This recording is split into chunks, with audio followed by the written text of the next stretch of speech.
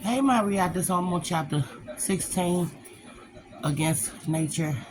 Over the previous year, Victor Wingate and Carl Kruger exchanged over 1,000 emails. It was the first draft of a story that seems bounded for the best-selling list.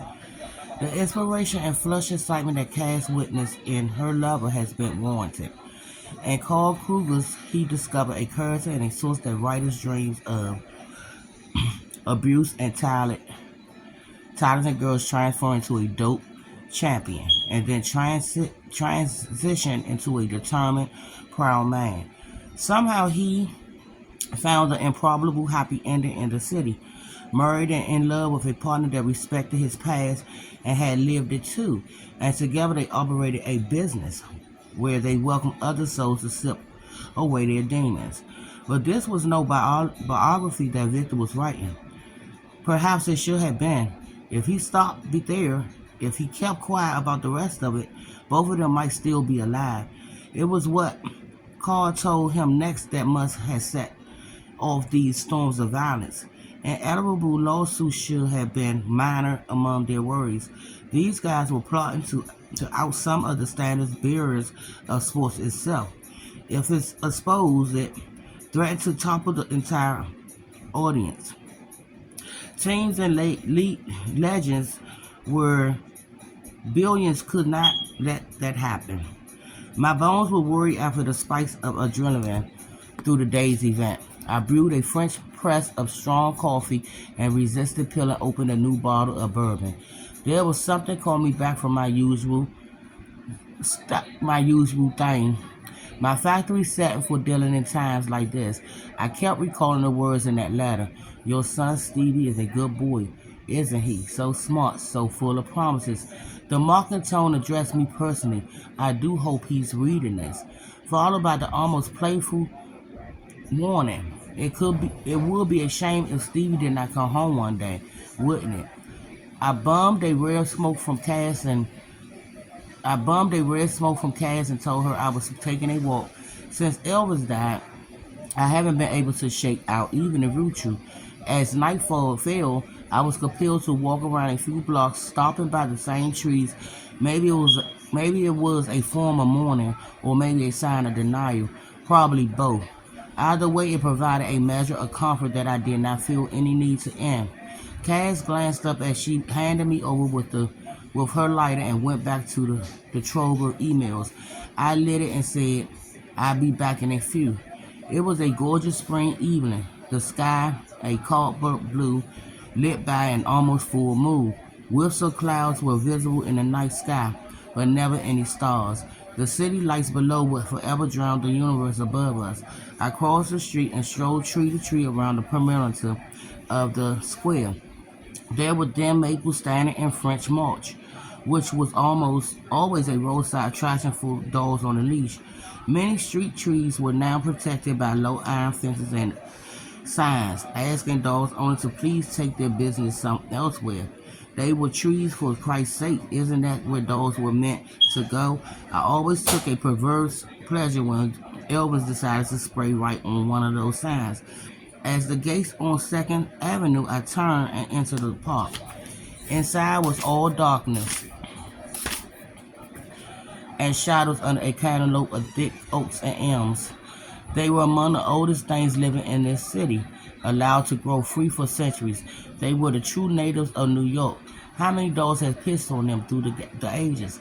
How many bewilderness men and women had sought brief shades and refused beneath their limbs?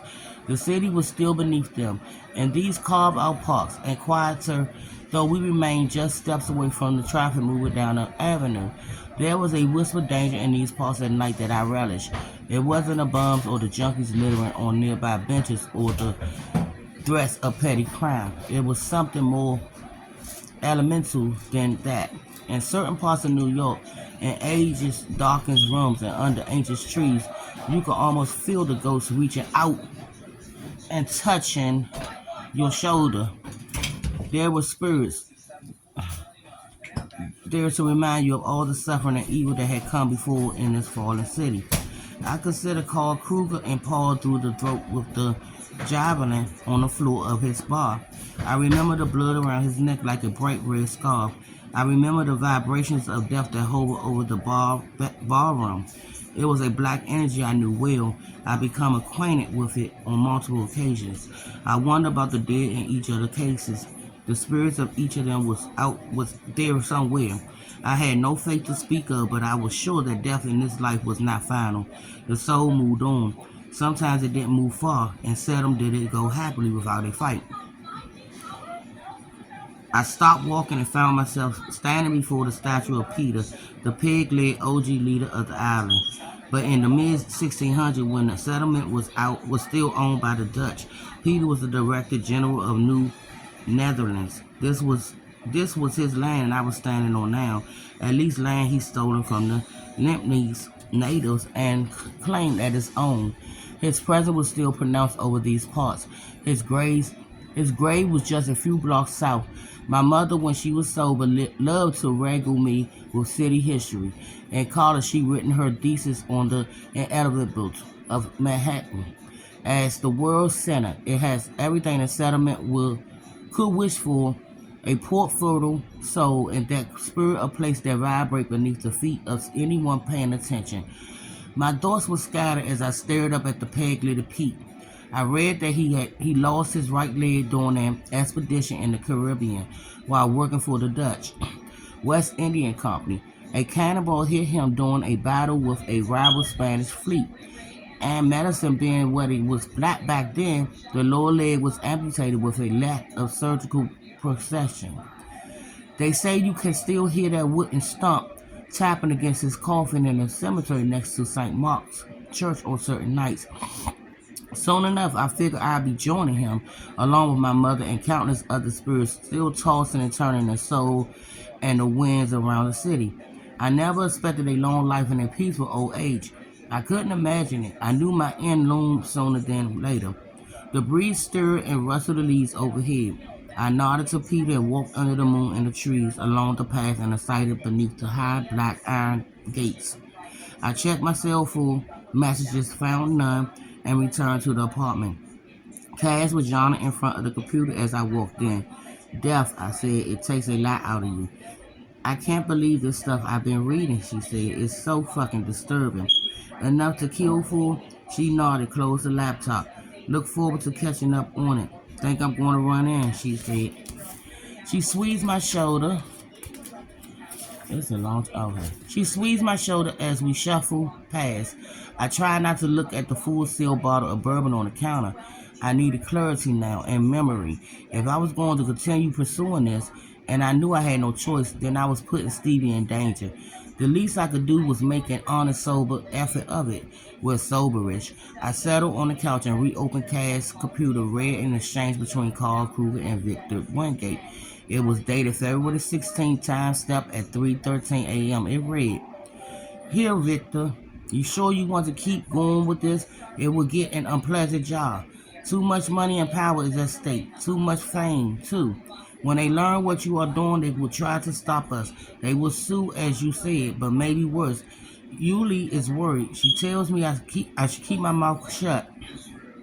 She reminds me of the people we once knew who did not keep quiet.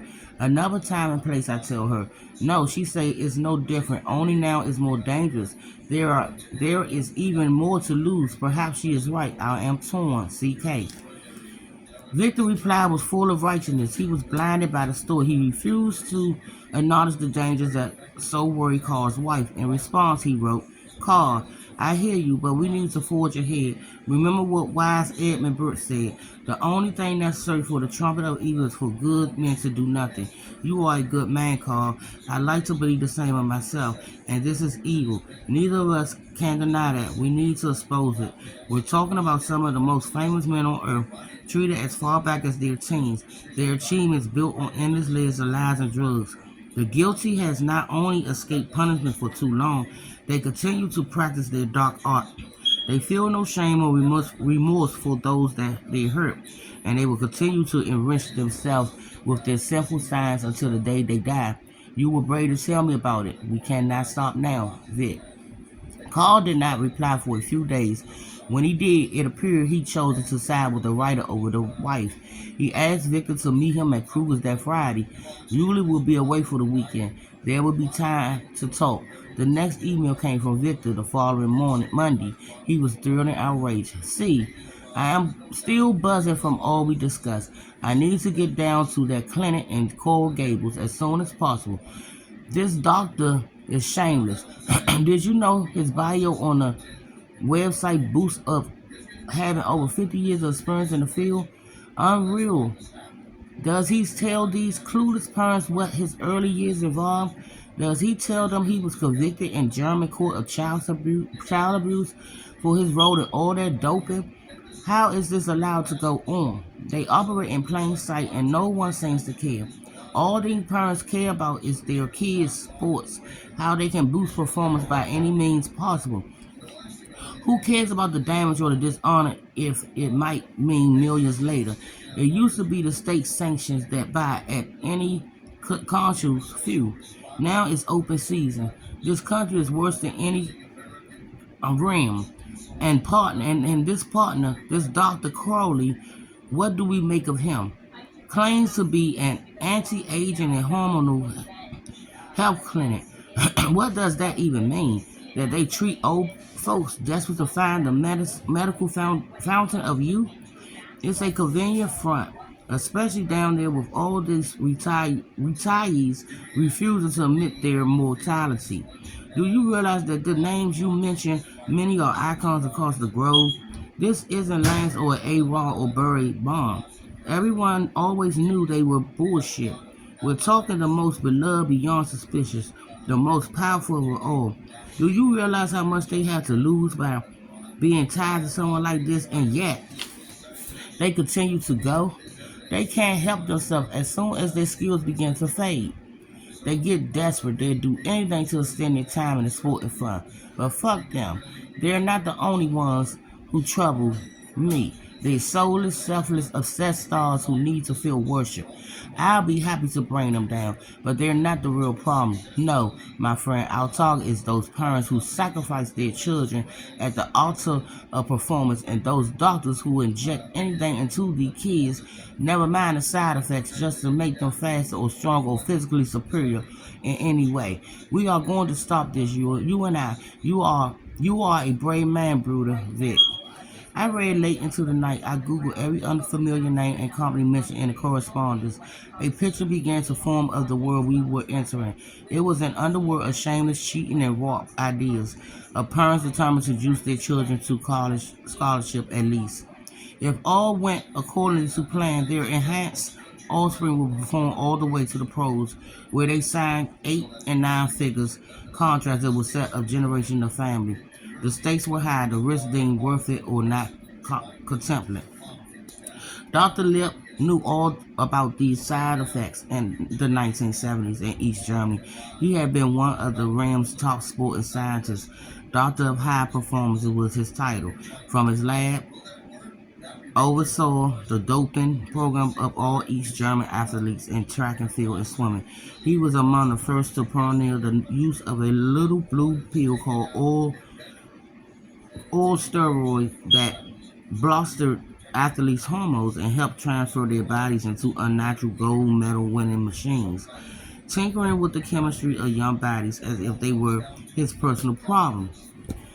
Lip fed them a rainbow of drugs. With the blue pill came yellow ones and gray tablets and green powders, and then came the syringes needed to harden muscle asses. Do not ask what's inside. Ignore the trouble change to your body, the morphing facial expression, the backaches, the deepened voice, the sudden sexual urges. Pay no attention. Pay no mind to such things. Just enjoy the added strength and speed. Enjoy standing atop the podium. Yet the real problem came later. The drugs bulking bodies to such artificial sizes that the bones and joints could not accommodate the muscles. Soon these dopes' bodies began to break down like brittle thoroughbred horses, but that did not concern the doctors and the coaches. The athletes were easily replaced as they aged. The ones cast aside would often suffer brutal long-term effects. Children born with birth defects, heart problems, infertility, not to mention the psychological damage inflicted on a generation of athletes abused with needles and pills without their consent. When the walls came down and the records pulled out, Dr. Lip was among those arrested and tried in a unified Germany court. The evidence against him was overwhelming. He was convicted on 85 counts of causing bodily harm to minors.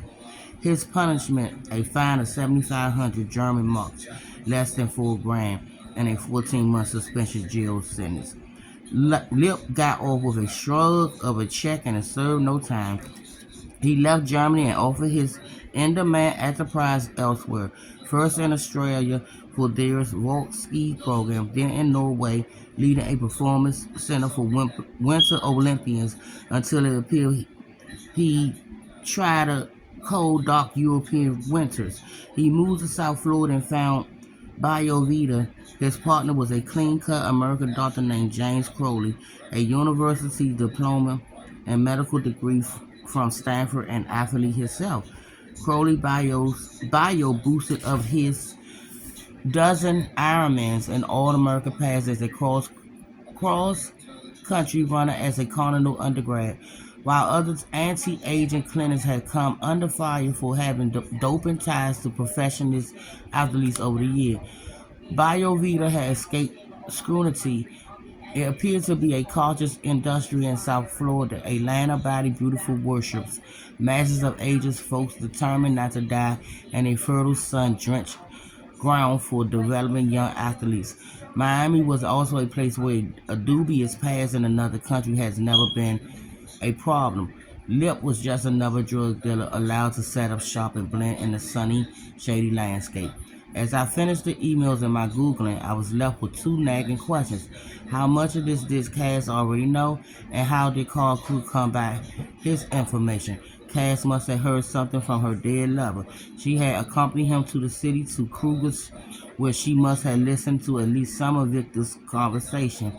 And Carl, how would he have known about those superstars allegedly lining up at Lip's clinic, or about the parents of young athletes eager to dope their childhood to success? There was so much I longed to ask him, but dead men kept quiet. Ooh, y'all, and that will be back with chapter 17. That was a long episode. Bye-bye, readers.